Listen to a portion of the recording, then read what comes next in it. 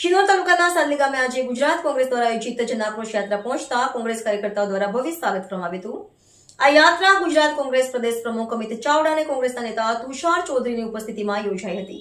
ગુજરાત સરકારની જનવિરોધી નીતિઓ સામે ગ્રામજનો, ખેડૂતો, યુવાનો અને સામાન્ય નાગરિકોના પ્રશ્નોને લઈને સમગ્ર ગુજરાતમાં જન આક્રોશ યાત્રાનું આયોજન કરવામાં આવી રહ્યું છે। તે અંતર્ગત આજે શિનોર તાલુકાના સાદલી ગામે યાત્રા પહોંચતા તાલુકા કોંગ્રેસના કાર્યકર્તાઓએ ઉલ્લાસભેર સ્વાગત કર્યું હતું। યાત્રા બાદ સાદલી ગામે ખેડૂત સંવાદ કાર્યક્રમનું આયોજન કરવામાં આવ્યું હતું, જેમાં અમિત ચાવડા અને તુષાર ચૌધરીએ ખેડૂતો સાથે સીધો સંવાદ કર્યો હતો અને તેમની સમસ્યાઓ સાંભળી હતી। ખેડૂતો દ્વારા ખેતી પાકના ભાવ, સિંચાઈ અને મહેસૂલી પત્રો રજૂ કરવામાં આવ્યા હતા। કાર્યક્રમમાં વડાપ્રધાન, જિલ્લાના કોંગ્રેસના નેતાઓ, હોદ્દેદારો, કાર્યકર્તાઓ તેમજ મોટી સંખ્યામાં સ્થાનિક ખેડૂતો ઉપસ્થિત રહ્યા હતા।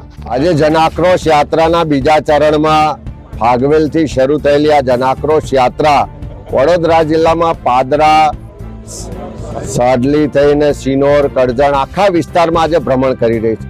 જે રીતે જુઓ છો કે તમામ વર્ગ વિસ્તારના લોકો ખૂબ મોટી સંખ્યામાં જોડાઈ રહ્યા છે। ખેડૂતો પોતાનો આક્રોશ વ્યક્ત કરી રહ્યા છે, મહિલાઓ દારૂ ને ડ્રગ્સનો ખાત્મો બોલાવવા માટે પોતાની વાત કરી રહ્યા છે। ચારે તરફ જે ભ્રષ્ટાચાર ચાલે છે એને લોકો ઉજાગર કરી રહ્યા છે।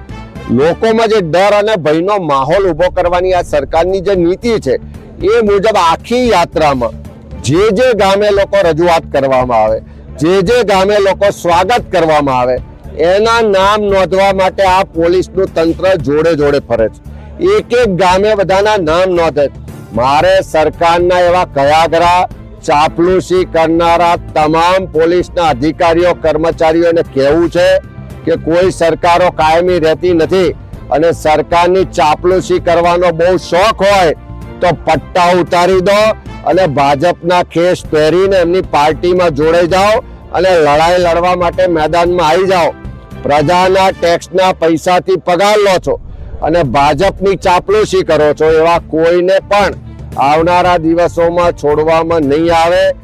એટલા માટે કે તમે લોકોને ડરાવવા પ્રયત્ન કરો છો, લોકોનો અવાજ દબાવવા પ્રયત્ન કરો છો, પણ જે રીતે લોકો ખુલીને બહાર આવ્યા છે, ખેડૂતો પોતાના હક માટે, અધિકાર માટે, અન્યાય સામે, શોષણ સામે બોલી રહ્યા છે, મહિલાઓ બોલી રહી છે, યુવાનો રોજગાર માટે બોલી રહ્યા છે, કામદારો બોલી રહ્યા છે, ભ્રષ્ટાચાર સામે લારી ગલ્લા પાથરણા વાળા બોલી રહ્યા છે। બધા જ લોકો ખુલીને આ યાત્રામાં બોલી રહ્યા છે। ત્યારે જે લોકોમાં આક્રોશ જોવા મળે, જો સરકાર હજુ પણ આ આક્રોશ, આ પ્રશ્નોનું નિવારણ નહીં લાવે અને પોલીસને તંત્રનો દુરુપયોગ કરીને લોકોને ડરાવવા દબાવવાનો પ્રયત્ન કરશે તો લખી રાખજો કે જેમ સ્પ્રિંગને બહુ દબાવીએ, એક દિવસ છટકે તો વધારે જોરથી એનું રિએક્શન આવે છે।